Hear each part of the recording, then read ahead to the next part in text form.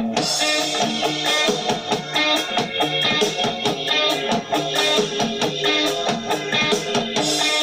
here's Hudcall making a late run on the extreme outside. It is Hudcall to win the Gotham. Down to the wire, it's Tacitus going to the front. Tacitus strikes to the lead. Tacitus to win the Tampa Bay Derby. It's Game Winner coming past the 8th pole, extending his advantage to more than the length over Rowayton. Game Winner. He's a habitual winner. He's the undefeated winner of the American Pharaoh. Wins by 5 lengths. Here comes Improbable to join the leaders. Improbable down the stand side, challenging stablemate Mucho Gusto, and he's taken over. Improbable well on his way to remain undefeated, and now a Grade 1 winner. Fantastic in the futurity. He won by almost 5.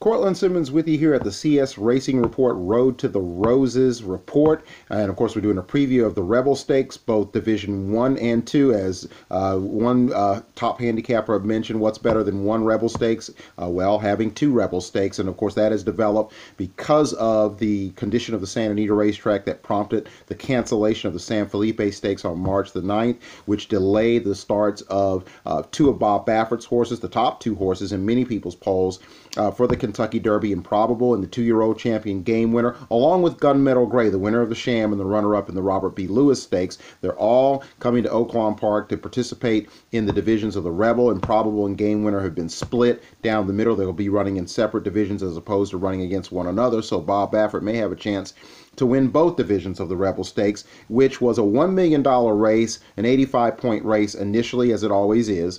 And of course, they decided to add to the purse. It would have been fine to split it half, down the middle as a $500,000 race in 2 divisions. But Oaklawn Park extended a more than a gracious help and helping hand by adding an extra $500,000, splitting it $250,000, $250,000 apiece for each division. So the Rebel is a Grade 2, $750,000 times 2 in both divisions. And if you weren't a fan of Oaklawn Park before the Rebel Stakes of 2019, you've got to love the management of this racetrack, who we're going to talk a little bit about before this podcast is over with and this weekend is concluded. And again, once again, let's get into the Division 2. The reason I want to go into Division 2 first is because the 2-year-old champion and the early Derby favorite, and still the favorite, Game Winner, is in this race. And let's go ahead and look at the PPs, the post positions. Number 1 is Market King out of Wayne Lucas's barn. He's jumping from 6 to 8 furlongs. He's 30 to 1. So again, we're going to have to find out if he can make that quantum leap. It's a big Mount Everest or Mount Kilimanjaro to climb. We'll see if he can do that at 30 to 1. Number 2 is the horse that's getting a lot of play. Now, Steve Asmussen has had a bad run. The Southwest, he had 5 horses in there. Only Long Range Toddy really showed any kind of promise in that race, and he didn't fare very well in Louisiana either. But Laughing Fox is a horse that has come to hand. He is 2 for 2 at the Rebel distance of 1 mile and a 16th. He's 10 to 1. He's a son of 2012 Belmont winner Union Rag, so he's very interesting long term, even if he can't accumulate the points for the Derby. If this race, if he doesn't do well, doesn't completely wipe him out in terms of his future as a racehorse. But he looks like a nice prospect. He's got a nice pedigree. He's a closer, so there will be some pace in this race, and we'll see if he can tactically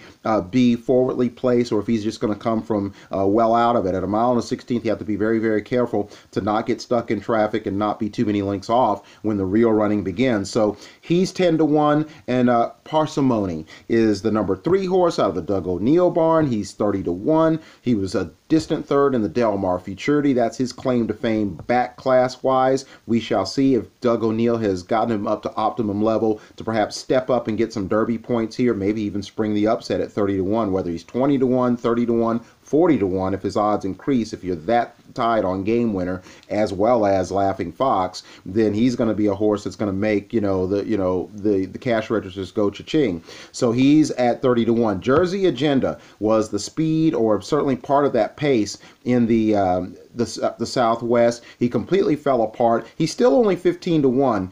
He's a speed horse. Maybe perhaps he can improve upon his performance in the Southwest. At 15-1, wouldn't surprise me if his odds shoot up before post time. Again, you know, he's a horse that some people are going to try to play, but he really fell apart and crumbled in the Southwest. He's 15-1 coming out of the number 4. Number 5 is your favorite, Game Winner. He's 4-5. Certainly those odds could go even lower, may even increase. Again, the knock on Game Winner, he's not flashy. He hasn't been brilliant. His speed figs weren't overwhelmingly impressive off the Breeders' Cup Juvenile. He's just a workmanlike horse, a blue-collar star that gets the job done, and you really can't knock him other than the fact that people are trying to knock him. And this horse, I think, has the constitution. If he does what he's supposed to, I think he's a horse as much or more than any horse amongst the Derby potentials that can get through the Triple Crown. He just seems like a sturdy kind of horse. Reminds me a little bit of Real Quiet. You know, he's just one of those, you know, gritty horses, and I think that maybe a case in point, do not go to sleep on this horse. But some believe he's vulnerable here at 4-5. His 93 Beyer speed figure and his time in that Breeders' Cup Juvenile is slower than Jaywalk, who has since, of course, failed in her start as a 3-year-old. And another knock has been this overused handicapping tool of how horses that he beat, or how horses have defeated, and how horses who have finished behind a winner of a Grade 1 or a Grade 2 race have fared when they've started next time out. We know Nick's Go has gone completely backwards, and now you can deem him as both a toss and a fluke. And Signal Man did not run particularly well in the Fountain of Youth, and as we know, Nick's Go bombed in the Kentucky Jockey Club after the Breeders' Cup Juvenile, didn't run well in the Sam F. Davis, and he stunk it up in the Gotham Stakes when he got his horseshoes melted off by much better out of Bob Baffert's barn in the early going of that race. But again, that has little or nothing to do with Game Winner. You know, what he's done and whoever he's faced and who he's, you know, basically, mowed down in his path is irrelevant to what he may or may not do in this race. So he's 4-5. Again, his Beyer speed figure was a little bit lower, a 93 in that race, but still, he's the horse to beat, and I think he's a horse that will come out Bob Baffert. We know what his percentages are at Oaklawn Park. He's very good. The number 6 is another horse that, from California, is getting a lot of interest. He had a couple, kind of a disease called seconitis in his first few starts. Finally broke his maiden. Like Game Winner, he's a stalk and pouncer. He's 7-2. His name is Omaha Beach, and he's a horse that just won his last race by 9 lengths. Very impressive on February the 2nd, but it was on an off and sealed racetrack, and did that racetrack, an off racetrack, which is like a conveyor belt. It can move horses that have a little bit of speed upward in terms of performance. Is that the phenomenon here, or is he going to be able to do well on a standard surface against pretty good competition? He's 7-2. He is going to get a lot of play, whether you pick him as a win bet, in the exotics, however you want to put him in the exacta try or superfecta. So he's number 6 at 7-2, Omaha Beach. And then you have OURBRAINTRUST, who was very good. He ran a 95 Beyer speed figure in the Withers. Some people are questioning that, maybe because they don't like the horse, but he was third there and second in the Jerome to Mind Control, third behind Tax and Not That Brady, who disappointed in the Gotham Stakes.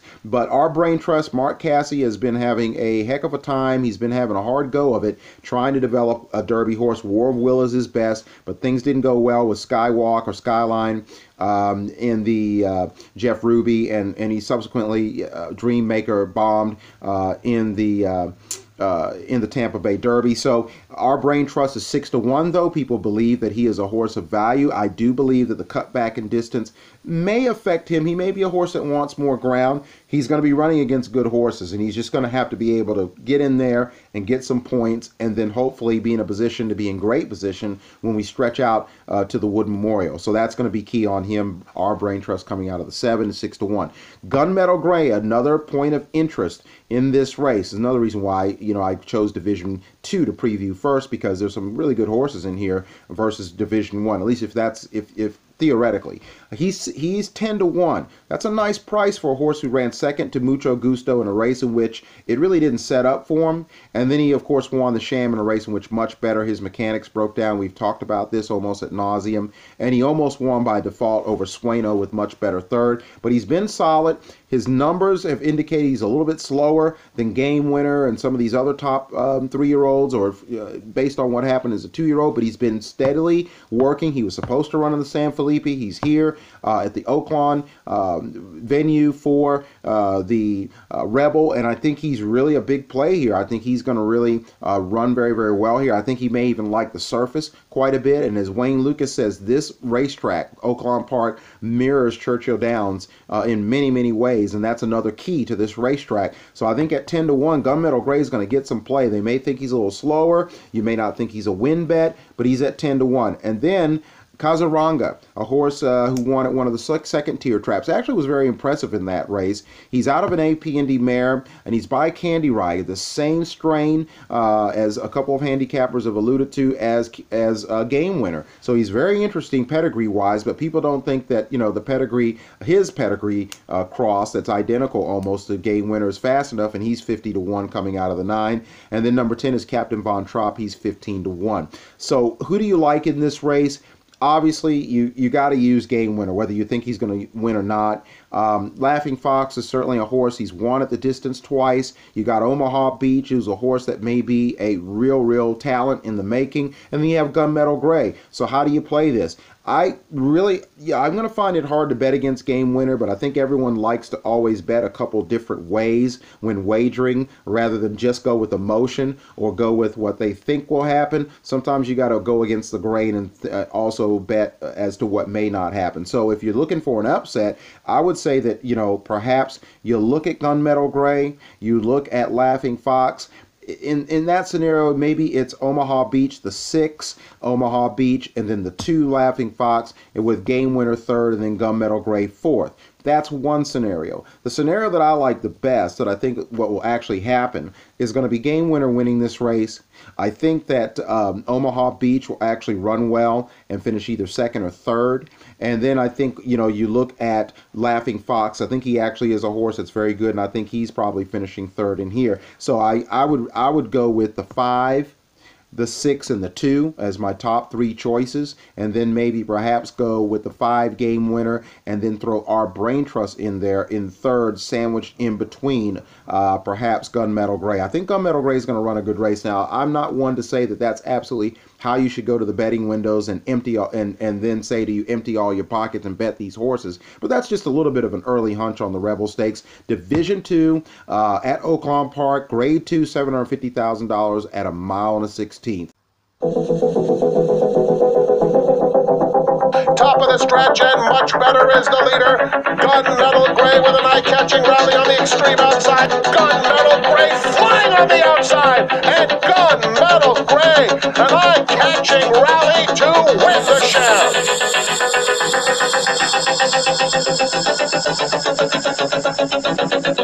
It's game winner on the outside, heading row 8 and with 3/16 of a mile to go. Gunmetal Gray couldn't go with them, is now 4 lengths away. It's game winner coming past the 8 pole, extending his advantage to more than